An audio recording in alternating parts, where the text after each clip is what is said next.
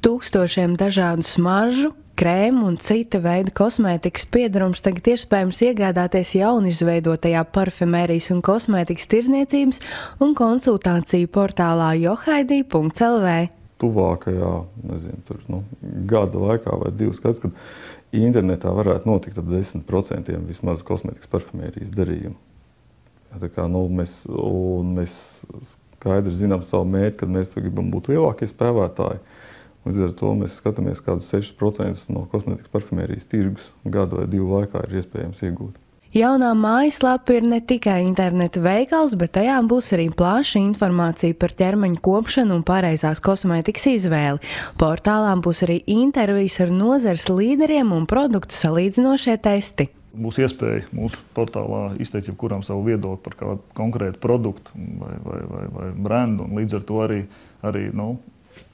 pārējie var redzēt tās atsauksmes, redzēt, vai tas produkts ir ar kaut īpaši daudz labām atsauksmēm vai negatīvām atsauksmēm, un attiecīgi arī varbūt vieglāk izdarīt savu izvēli, vai viņš to grib iegādāties vai nē. Viens no projekta īstenotājiem, Mārtiņš Gaismiņš, ar internetu projektiem profesionāli nodarbojas vairāk nekā 14 gadus.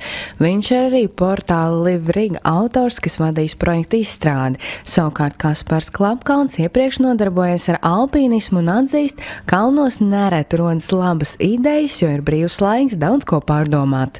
Internets cilvēkiem nāk visur jau līdzi. Agrāk viņš bija kaut kur darbā, tad viņš bija mājās. Ja.